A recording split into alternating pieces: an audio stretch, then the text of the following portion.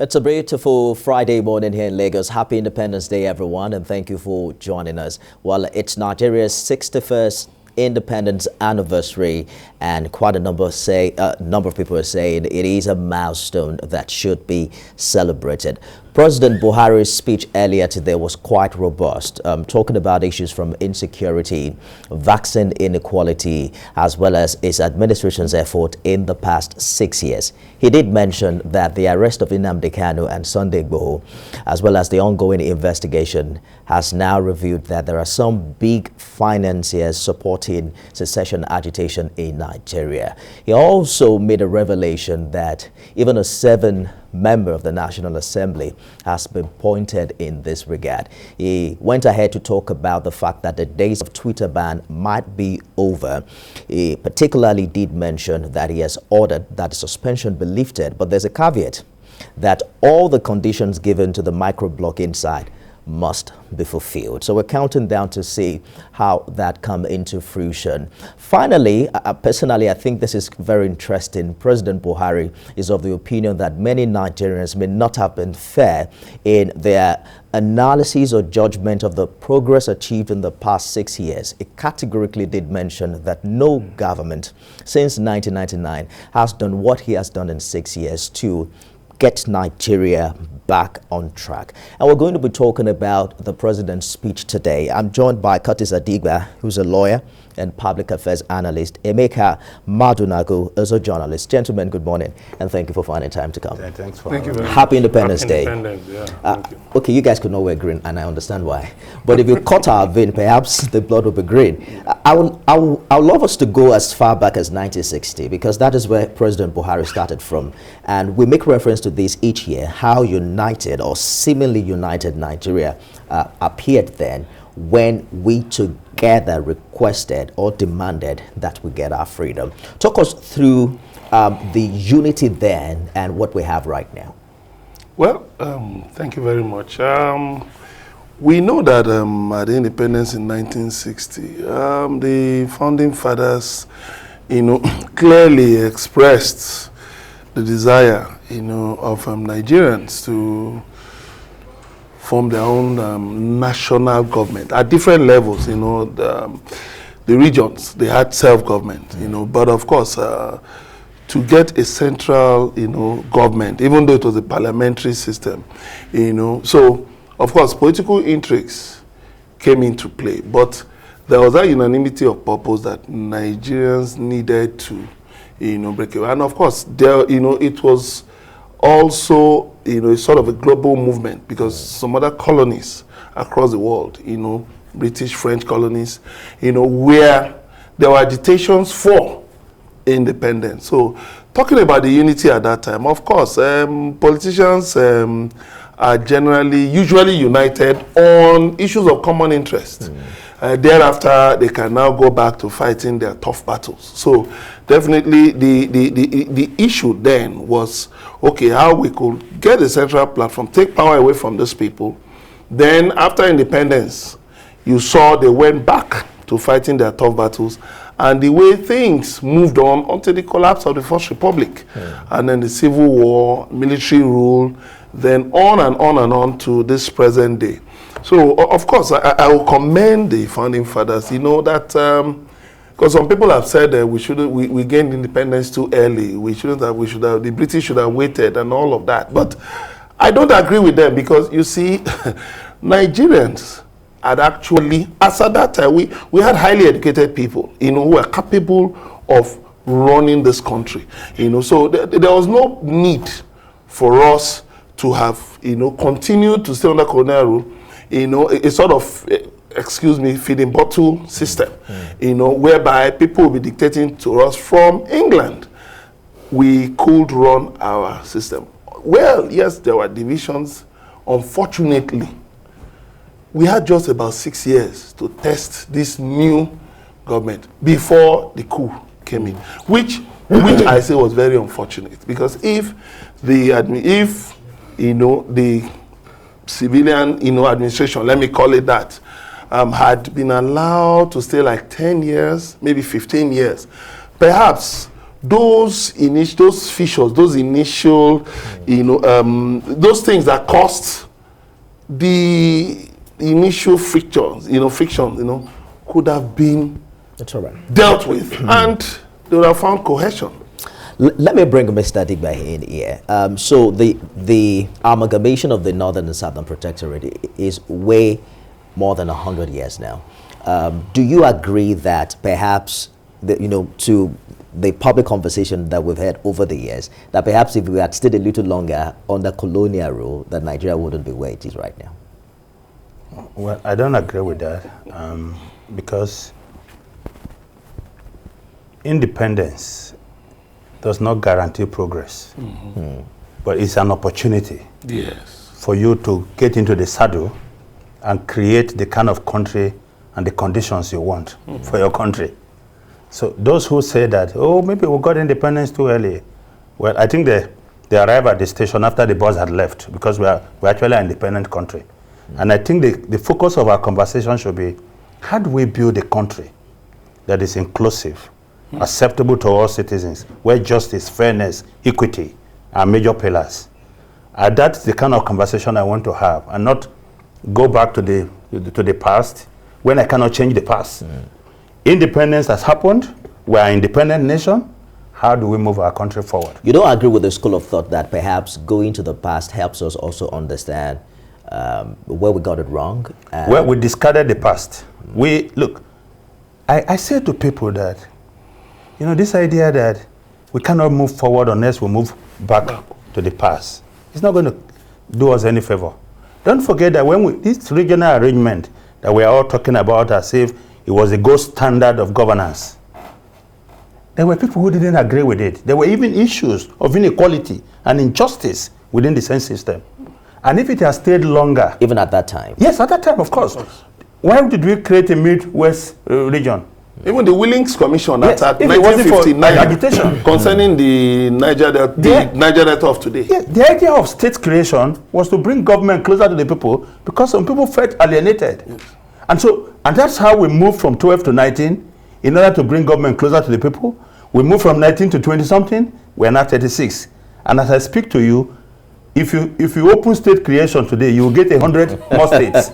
So even though many of those states can hardly survive on their own. That's the truth of the matter. Let us get a bigger perspective to this. Demola Lawrence was out to gather a more in-depth analysis on Nigeria at 6-1. We'll play that report and return with more.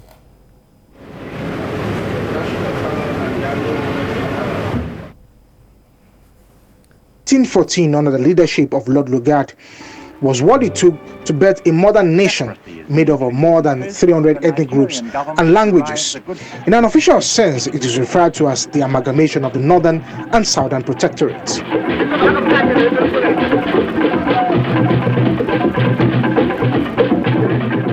Nigeria would remain a British colony for another 46 years, until the activities of nationalists such as Dr. Nnamdi Azikiwe, Chief Obafemi Awolowo, Sir Ahmadu Bello, Dr. Anthony Enahoro finally paid off, forcing the British to hand over power to an independent Nigerian government in 1960.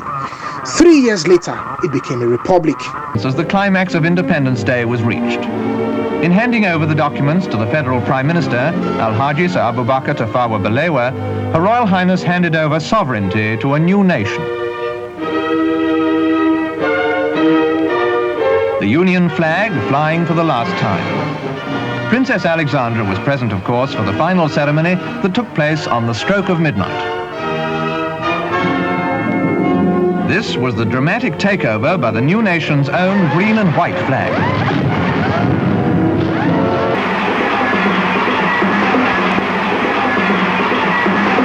But it won't take long before the nation would undergo its first litmus test of survival.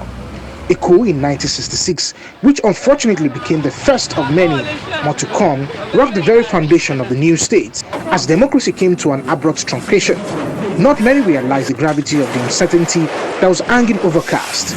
A counter coup followed in 200 days, and a civil war followed in less than a year. Duties as a professional soldier. He has nothing, as far as I know, he has no political axe to grind. his task would be to maintain order in the country and then to restore a civil government to the politicians. Because Nigeria is a sort of showpiece of Africa. We have proved that federation, a federal form of government, can succeed. And we have proved that a parliamentary system of government can succeed in Nigeria, in Africa.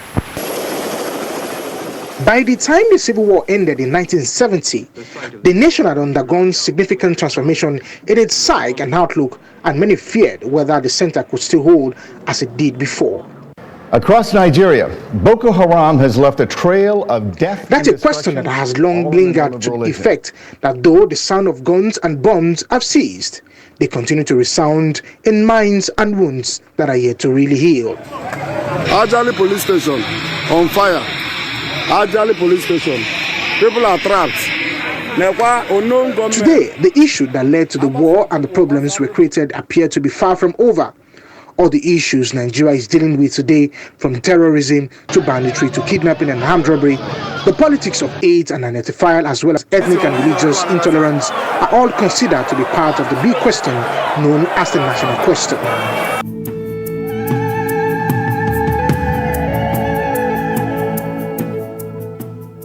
It is another birthday for independent Nigeria. At 61 years, it may not be asking for too much to hope that many lessons the years have taught should count for something. But as the writer Chino Achebe said, solution to Nigeria's problem lies with the leadership, because his words, everything rises and falls on leadership. Ademola Lawrence, TVC News, Lagos. Okay, so Mr. Adigba wants us to leave the past and come to the present. So I'll skip some years and then get as far as as far as to 1999. The president did say this morning that the past 18 months have been some of the most difficult periods in the history of Nigeria. According to him, since the Civil War, he doubts whether we have seen a period of more heightened challenges than what we have witnessed in this period. Do you agree with him? Just go through his speech and you will understand. Look at the contradictions. You know, in one breath, you are asking Nigerians to embrace dialogue, let's embrace peace. In the same speech, you are, threatening fire and brimstone. I mean, this thing should be, when people write such speeches for the president, they should look at the context. Today is independence. It's supposed to be a day of sober reflection. A day to rekindle hope. This is a union.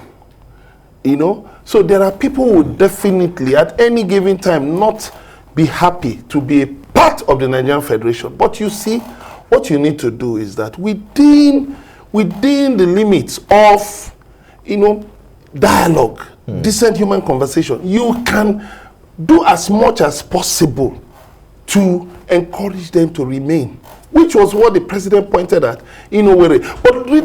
But listen to his speech today, you now wonder what has happened between the visit to Owerri and today. You see, the point is this. We must continue, just like a family, we must continue to, we must continue to encourage every Nigerian to appreciate that we need to build a nation together. And no Nigerian must be left out. Injustice must be stamped out. Every Nigerian must have a sense of belonging. You shouldn't have second-class citizens in Nigeria. And it should not be a situation whereby, if you don't agree, we will descend on you with military might. How many wars are you going to fight? And that's what has happened. But if the leadership had actually taken very good control of Nigeria's diversity and engendered inclusiveness, a lot of these battles, quote-unquote, would have been avoided.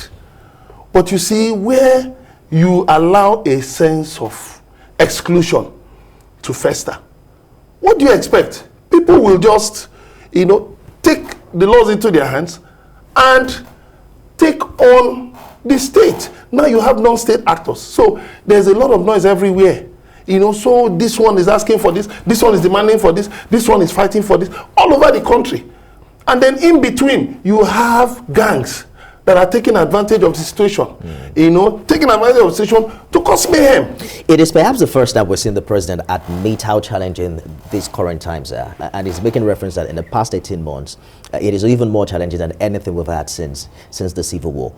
Do you know precisely what is responsible for this? Well, the president lives in reality. He doesn't live in the moon. And so if anybody told him that the past 18 months were indeed not challenging, I'm sure he's not going to agree with that assessment, and that's why he said so. The last 18 months we've had COVID. We've had an increase, terrible increase in banditry, in terrorism. We struggled with the bad economy, which is global in nature. Yeah. And we have a proliferation of non-state actors declaring violence on the state. Yeah. We also had one or two groups trying to pull away from the countries. These are centrifugal forces. And I like to say to my brother here that the presence of equity and justice sometimes are not antidote to centrifugal forces. When people are determined to do certain things, all right? Now, we live in a very large country with over 250 different ethnic groups. Some say it's up to 400. We all have grievances. There is nobody who does not have grievances in this country. But you see, you don't blow up the jet that you are also a passenger in because you are annoyed. Because you also dropped dead with other passengers. But you can talk and negotiate the time of landing that jet, and then you can walk the separate ways. Now, the problem I have is that each time we talk about justice and fairness, we tend to look at it in the interaction between the national and subnational governments alone, between the majority groups in the country, the interactions within among the majority groups, and how common patronage is shared. We don't talk about the right of minorities, even within the subnational governments. And that is where the highest level of injustice takes place. Where you have in some states, where certain people cannot be anything in their own state.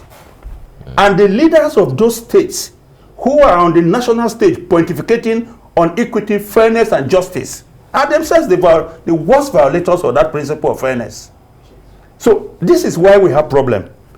If the subnational government, even down to the local government level, if there is inclusion in the political process, at the state level, you are not excluded because you come from a certain area of the state, from the leadership of the state. By the time we get these local levels right, we move to the center, it won't be difficult. Yes. But what we are doing is to look at it and say, look, it's only the center where fairness and justice must happen from. So let's start this crusade from our local levels, and then we'll scale up. That is not to say those who manage our national affairs should not try as much as possible to be fair and just to everyone. And then build a country that is inclusive, a country that will inspire everyone. Yes. Now, we have challenges, and we can overcome these challenges. All it takes is for us to aspire beyond our personal, selfish interests. Let's live for causes that are bigger than ourselves, bigger than where we come from, bigger than our states, bigger than our local governments. Causes that will enhance national unity. Unity is not guaranteed. You have to work on it. In a home of husband and wife, you know there is a need to communicate and agree on things. So when we are not talking, if all we do is it's okay, I'm aggrieved, I take the bomb, I go out and attack government institutions and kill people. The other person is aggrieved, he does the same thing. We're not going to have peace in the country, and nothing will be guaranteed for anyone. I'll take you back to the president's position on agitation for secession.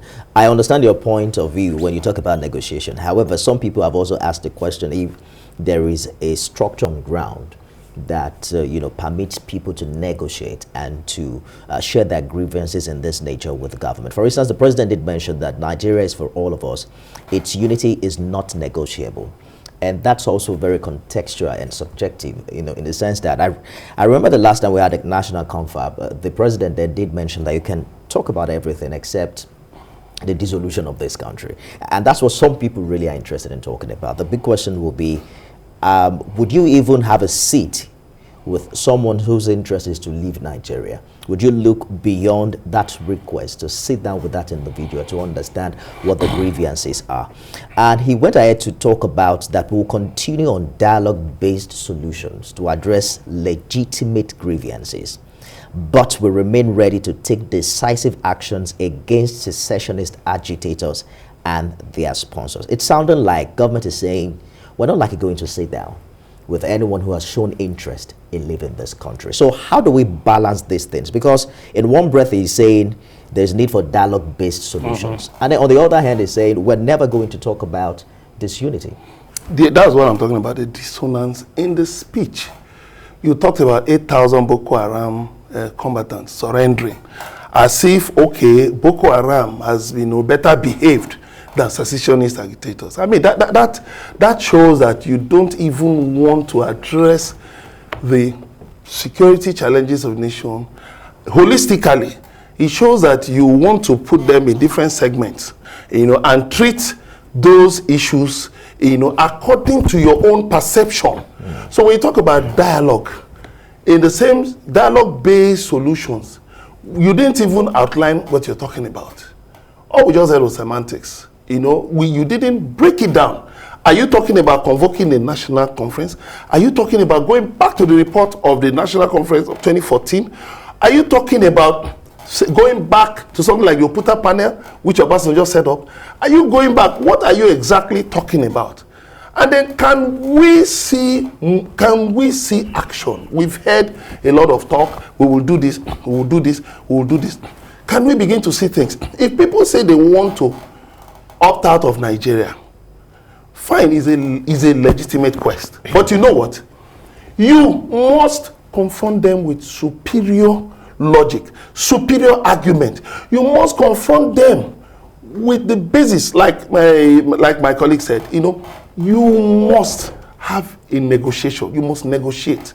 If you say Nigeria's unity is not negotiable, President Buhari is not the first president to say so. Every president will dodge that question, which is at the center of the national question. What is Nigeria? What should Nigeria continue to be? Every president has been dodging it. Nobody wants to bite the bullet. But you see, the point is this. If people are making, if people are agitating, you need to go out to them and talk with them. Now, you don't talk at them. You don't talk down on them. You talk to them. And then one other thing you must recognize is this. There is no nation that exists just because, okay, everybody just wants the nation to continue like that, and they're happy. You've had such agitations in the United Kingdom. You've had such here and there. But you see, what happens? You have to build consensus. You have to build a consensus. You have to make sure that you are communicating with the people such that even those who are the most, ardent agitators for secession will see reason to review their positions. Just recently, the National Assembly agreed together, and they are calling on Mr. President to declare bandits as terrorists. Bandits mean a thief or an outlaw. There are many who believe that that's a lot less than what these guys are doing. They maim, they kill, they kidnap. Sometimes they even stop the supply of water and power to communities. They destroy critical infrastructure. Which aligns with what the Terrorist Prevention Act qualifies terrorism to be. Yeah. Do you agree that perhaps we are ready to talk with everybody except agitators? And here's the reason why I'm asking this question. In Zamfara, there was a time when there was an open negotiation with bandits. There was an Islamic cleric who met with them. The president is talking about terrorists who are surrendering arms. There's a rehabilitation plan for them. I mean, so people are even saying before IMN and IPOP was prescribed, did they do much damage like we're seeing bandits do in northern Nigeria? How do you react to that? Okay, so first and foremost, I want people to understand that the president does not have any legal duty to declare bandits as terrorists. Absolutely. Beyond what the National Assembly can also do. So the same National Assembly who made the law on terrorism can amend that law and declare bandits terrorists if that's what they want. So I think they're just playing. But as we speak now, I think the process would be that either the Attorney General, the National Security Advisor, or the IGP can make an application to a court, which we have seen in the past. But you also understand that the legislature can make a law on their own. They don't have to. It doesn't have to be from the executive. Are you saying that they need to bypass the president to do this? They can't bypass the president if you know the procedure for making laws. You can make a law and send it to the president for his assent. If it doesn't, you bring back the law, and by 2/3 majority, veto-defined majority, you can get it done. If that's a unanimous decision of the House. So that's the point I'm making. Now, the other thing is that there was nowhere we declared armed robbers terrorists before law enforcement agents go against them or after them. This whole idea that we're trying to politicize the issue of banditry, which is also criminality, and then we try to compare to others. Look, the reality, and from what we're hearing from the press, is that the bandits are not being pampered. They are being killed and destroyed. I said to a friend jokingly, who said to me he doesn't believe that the government is after bandits. I said the best way to prove this is you become a bandit in the next 1 week. Come back and tell. Just a minute. Let me hold you a minute. For a minute, please hold that thought. Mazio Korafa has called in from Abia State. Good morning. Good morning, Mr. Nixon. Good morning, our guests in studio. Happy Independence Day to you. Happy Independence to my brothers, to everybody, to Mr. Nixon and Oga Yuri and everybody that's making this program, and to the management of TVC. Now, when you talk or say terrorist, a terrorist, there's a difference between kidnapping and armed robber.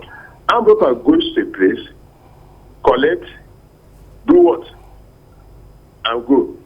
But this one comes, destroys, collect, go, still demand. And when you talk about the killing, it's not a question of killing one, just a massacre. There's a difference between armed robbery and terrorists. This is purely terrorist attack. Now, when American 9/11 happened, nobody looked for any grammar. They acted because the young people that went there going to destroy the whole structure, to kill no matter the number of people that were there. That was a terrorist attack, which nobody went to. And the same thing is applicable to what these people are doing. So there's no need of semantic or no need of English language to do this one to start the problem. Look, the area we do what to rule that line, this is terrorist attack in Nigeria, and we use that terrorist approach to tackle it, the better for us. Yeah. But as long as we continue pampering them, I think that we are just killing short.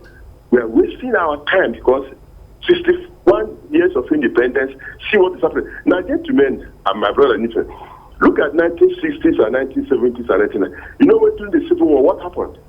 It was a question of you fight, I fight. If you kill me, you go, I kill you, you go. There's a lot of propaganda during that time. Is it the same thing that's happening now? You come to a church, ravage everybody, kill them, you don't even care. Look, as much as we are pouring blood, that is what we call killing, and this is a terrorist. The area we find solution to this is look, very soon now, I think we saw what happened in what is happening presently in Afghanistan. People say Taliban. When they came to, do they have any program? They don't have any agenda. They have seen the condition that people are saying, no, we will not agree. All right. And what is happening now in America? When they pull back, they are now querying the president and querying the soldiers. Why did you leave the country? Because after leaving the country, they have seen a lot of devastation happening now in Afghanistan. All right. You cannot control what is happening. You don't even know who is the head of state. So these people are terrorists. Thank you very much for your contribution, Mr. Korafa. Let us take a break here. Because I know you want to say something, and you have enough time to do that. Let's take a short break, and we'll be back with more. Stay with us. Thank you for joining the Independence Day broadcast on TVC News. We're bringing you live pictures from the parade, of the Eagle Square parade, where we also expect to hear more, perhaps from the president in the course of the day. If you'd like to join this conversation, the number to call is 0902 416 3440.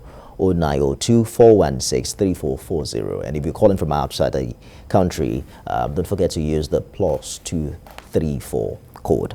Let me get back to you, Mr. Adigba. You were talking about the fact that the government is not necessarily dealing with the bandits with kid gloves. No. But the question I have on my mind really would be that, are you saying that prescribing that group will not further energize, the onslaught against them? The bandit is not a group. Bandits are criminals.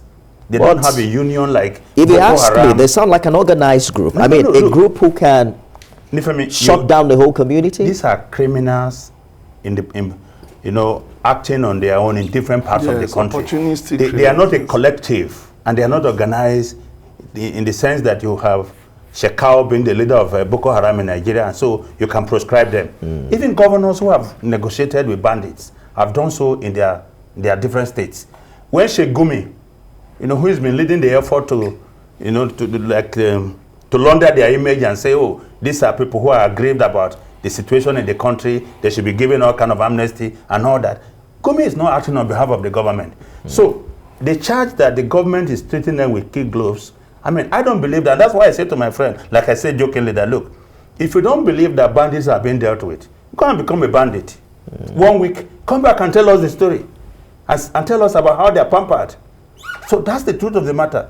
Now, I do understand the sense, where people say the unity of this country is negotiable. Even when the president, including the past president, like you mentioned, had said the unity is not negotiable. That's not a statement. That is not a statement that they actually believe in. It's an aspirational statement, a goal that everybody wants to keep in place. There is nothing that is not negotiable. Okay? If we don't make this country fairer for everyone, if people don't have a sense of justice, then they want to pull away. So I believe that the unity of Nigeria is negotiable, and the earlier we sit down and begin to talk to ourselves on the way forward, the better for everyone. There are people who are even saying that, in more organized or more developed countries, there's constitutional provision for referendum. It is a system such that if you're interested in leaving an entity, there's a procedure. So perhaps the challenge for many would be that if we don't have this constitutional provision, then we are creating a loophole that allows people to take up arms as the only alternative to venting their opinion in this regard. Because nobody becomes Nigeria's president and then would really agree that the country divide under him. And I understand that concern for whoever is occupying that seat. But I'm saying that if there's no, comprehensive, robust body of law that creates a structure in place where people can be under the law and vent all of these, grievances, then perhaps we might continually have a problem. Do you agree? Yeah. Even just shortly before independence, the British colonialists sort of looked into the futures and saw that there will be problems in the minorities, the southern minorities, which today are referred to as the Niger Delta, the South. And that was why the Willings Commission was set up to deal with the interests of these southern minorities. And you saw what we came into, as the years went by. Today you have a Niger Delta Development Commission, you have a Niger Delta Ministry, and then you also have, government is, has, paying serious attention to the agitations in the Niger Delta. So for me, I believe, it misses the mark when you just talk about secessionist agitators, as if people don't even have a legitimate or legal right to talk about injustice, to say, okay, I don't want this, I don't want to continue to take this injustice, so I want to leave Nigeria. Different from people, opportunistic criminals who are taking advantage of agitation to cause mayhem. Those are different things. There are people who they have a legitimate quest. And so what should cure it is the National Assembly working with the presidency should look at the issue of referendum so that you set up steps to be met. But beyond that, is talking about dialogue. I've been talking about dialogue. Everywhere I talk about dialogue. The president not just saying it's not negotiable. You should work hard. Okay. Don't just sit in the comfort of the presidential villa, but you should sweat it out. You should make sure you work so hard enough that you address the grievances of Nigerians. Like my colleague has said, there are, even at the subnational levels, even in the local governments, you have injustice. You have certain ethnic nationalities that are left out of the scheme of things in the states, in local governments. But you see, the fish gets rotten from the head.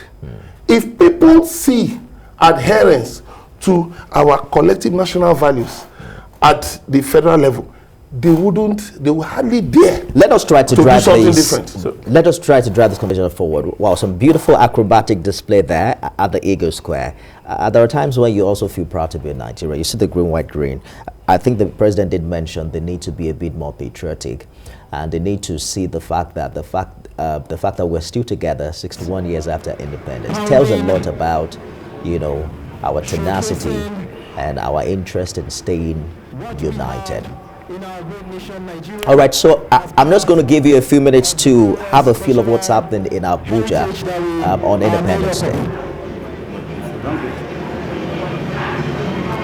We can see farming implements also being showcased there. A combination of great cultural heritage representing the 6 geopolitical zones of our great nation, Nigeria.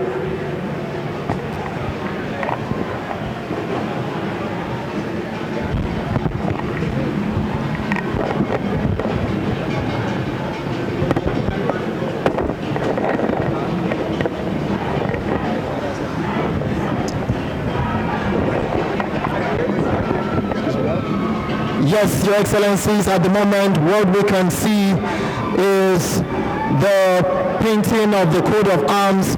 Yes, a round of applause for this entry performance as we have the fire raisers making their entrance.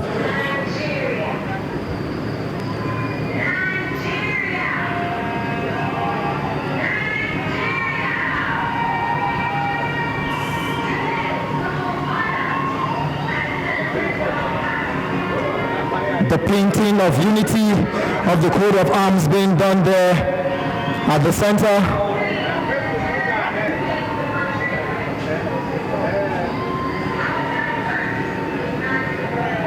Great cultural heritage being showcased here.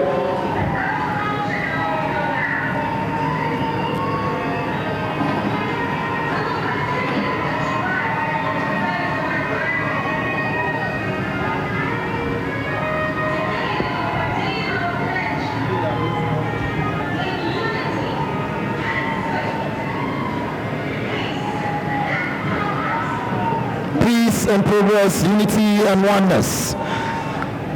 Beautiful. A round of applause for this performance we just witnessed. More exciting performances will be showcased here in this arena. A combination of cultural heritage as well as contemporary entertainment. Indeed, some beautiful display of culture there at the Eagle Square, and we saw the president and the vice president present as we speak as Nigeria celebrates 61 years of independence. Recall that police has restricted vehicular movement around Eagle Square, and we are told that everything is being done to ensure that we celebrate in a peaceful atmosphere. Now let's get back to our conversation. I'd like us to quickly talk about the revelation made earlier today by Mr. President, perhaps again picking some holes in the integrity of the secession agenda of both Nnamdi Kanu and Sunday Igboho. He mentioned that there are certain people who are financing them, including a sitting member of the National Assembly. So here's the point I want us to talk about. Nobody would do a thing of that magnitude without having people who are financing them. Now, is it a crime to have given some financial support to what those guys are doing? And how do you see the government interpret this at this time? Well,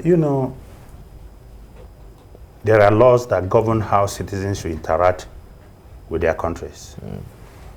And there is a law of subversion. Now, if you are funding an illegality or promoting people who are taking arms against the state, you are committing a crime. Okay? Whether you thought that your funding is being used for an illegal purpose or not, the mere fact that, because you must understand what they wanted to do with the money before you give them the money. You don't just go about throwing money around. But beyond that, why is it difficult for the government to arrest these people and put them on trial? Why is it just telling us about them funding an illegality that is threatening the wholesomeness of this country? These men should have their days in court because they are threatening the unity of the country. They are funding subversive activities. So I think the government should just go beyond just informing the citizens that we are aware of some people who are funding these people by arresting them and putting them on trial so that the country can see clearly where some of our problems are coming from. Interestingly, this is not the first time we're hearing about suspects funding activities like this, even terrorism activities. They borrowed the change operators that United Arab Emirates even gave us. What about the people they gave us their names? Yes, the Attorney General. What have we done about those? The AGF did mention that investigation is ongoing and that by the time these people are taken to court, it will be in public clear. But the point I wanted to make is the fact that are you surprised that someone in the National Assembly could have been financing agitation move? Should it also surprise the president? Because prior to this time, there were unconfirmed allegations. Remember that interview that this intelligence officer had, where he made some bold allegations that he had personally interviewed people in this current administration who they thought at that time were supporting terrorists. You see, the dimensions of terrorist financing today, globally, and not, have gone beyond just some people writing checks or donating money. It has gone to the point that the ordinary man on the street, like it was found out in the case of Al-Shabaab in Kenya, in Somalia, the ordinary man on the street could unwittingly be financing terrorism, not knowing. Because if there are cells everywhere, selling things, engaged in transportation and all of that, and he's just doing illegitimate business, not knowing that there is an intricate network running these things. So it's not just enough to say that, okay, 7 members of the National Assembly, please give us details. And then don't forget, you don't have the luxury of time. You have less than 2 years to exit the stage. So unless you're going to set up special courts or tribunals, if the law permits it, and then you are going to now say, okay, within a certain period, you quickly try them, prosecute them, and jail them. But if it's within the current legal system, we have in Nigeria, I wonder what they're actually talking about. You see, the other thing is this. I thought he would have made mention of, okay, this is what the central bank has been able to do to block terrorist financing, because there was the revelation from United Arab Emirates was a big indictment on the central bank, on the financial regulatory authorities. It was a big indictment on them. But you see, they just, we love to play to the gallery, that this, we have found this, that this and that, and the other. But we forget that we are doing collateral damage to the image of national institutions that ought to be doing a lot to make sure, preventive measures to make sure that these things don't even occur in the first place. So the point is this. It has been said, okay, for instance, in Zamfara State, a report came out that 2 ex-governors and so and so and so and so people are behind banditry. No details. Now, you say so and so and so are involved in financing Boko Haram. No details from the Nigerian government. But the United Arab Emirates has gone ahead and listed about 6 Nigerians. It has also gone ahead to prosecute and jail some people. And then giving details to the Nigerian government. Yet the Nigerian government is, one day he says one thing, the next time he says another thing. So how do you want people to take you seriously? Do you think that we have consistently put the cart before the horse in terms of not gathering enough intelligence before coming out with some of this information? Because the moment Nigerians hear it, they want prosecution almost instantly. And you and I agree that it takes long. You need to gather evidence to prove a point in court. Look, not until the president mentioned in his speech today, what I did is just to close my ears to all the rumors. Because you have to validate the source of this information before you can begin to traffic them. But here's the truth of the matter. You find out that we usually try people on the pages of newspaper for corruption. That's right. Before they're even brought to court. And that's one of the reasons why the former late President Yar'Adua said he didn't want Malam Rebadu to continue as EFCC chairman, because he was literally trying people on the pages of newspaper, in appearances at the National Assembly, and say, look, we found this governor with his hands right in the cookie jar, and all that and all that. Look, the truth of the matter is that the trials that happen on the streets are not trials in court. In court, you have to produce evidence to back the claims. And so, when things like this happen, and that's why in other parts of the world, the security agencies will work with journalists and others to make sure that certain aspects of the cases are not made public. Until they are brought publicly by the security agents themselves in the course of prosecution.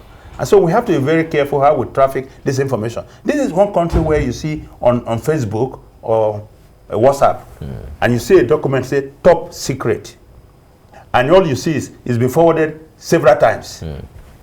So this is not a document that is meant for public consumption, yet it's been trafficked around by people, and you just begin to wonder how they got them. Now, what the government needs to do is that, because there is a deficit of trust in the citizens about what government says from time to time, government will need to back up with action some of the things that they are saying to the people. If you are saying you know people who are funding terrorists, bring them, put them on trial, let Nigerians say them. If you say, oh, you have people who are funding secessionist activities, of course we know it must exist, because they just emerge and gather the kind of traction they have. So bring them forward again and let Nigerians say this.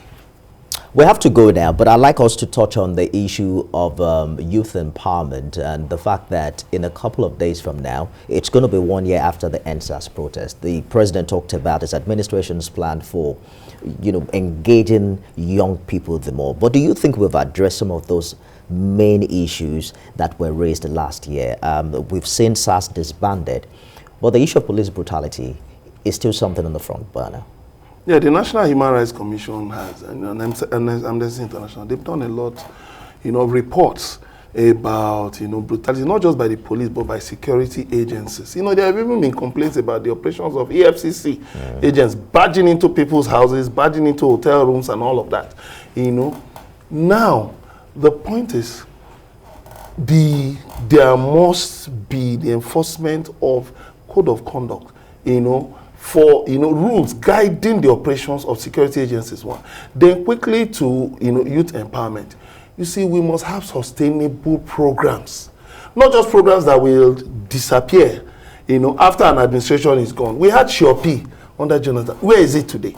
We must have sustainable programs. The president talked about increasing one of his programs, number of people in one of his programs from 500,000 to 1 million. But the point is this: where is the action plan for sustainability, to sustain that program beyond the life of this administration? I've not seen that. So the president, at an interview earlier in the year, we have to rush now, did mention that he would like Nigerians to be fair to him about what he will be remembered for. Again, he has mentioned that his government has perhaps done more than any government since 1999 to get Nigeria back on track. Do you agree with him? He's done a lot of things in infrastructure. If you take out the issue of insecurity, he's done much, much better than most people with the resources that is available to him. But then, you talk about legacy projects enduring. One administration, once you are out of power, you don't control what the next person will do. Continuity is a challenge. So that's not for him, really. But talking about police, I think that the police have learned nothing from what happened. Yes. They're back on the road fully.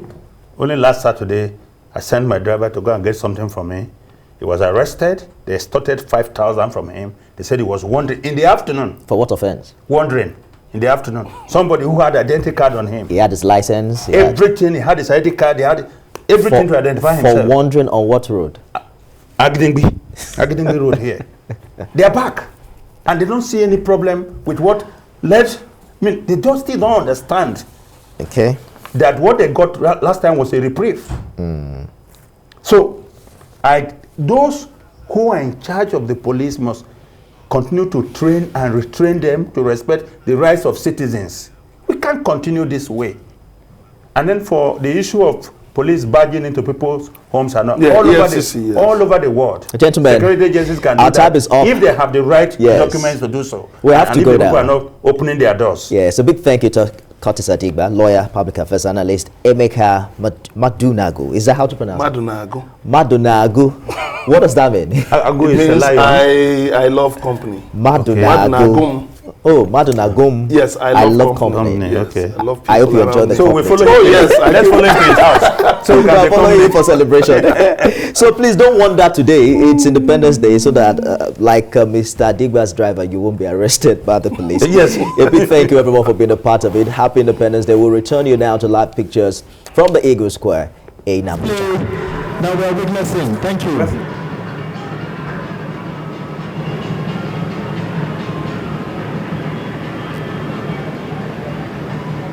Entertaining, exciting, rich cultural heritage of our great nation Nigeria showcased here on this historic occasion, the 61st Independence Day anniversary of our great nation Nigeria.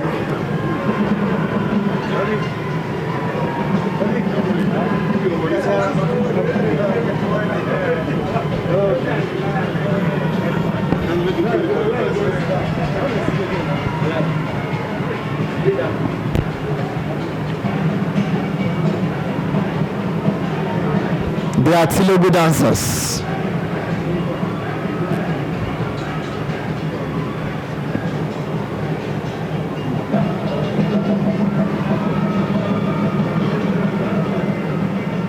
Independence for Nigeria in 1960 is imperative. The peoples of Nigeria must at the same time be guaranteed their freedom.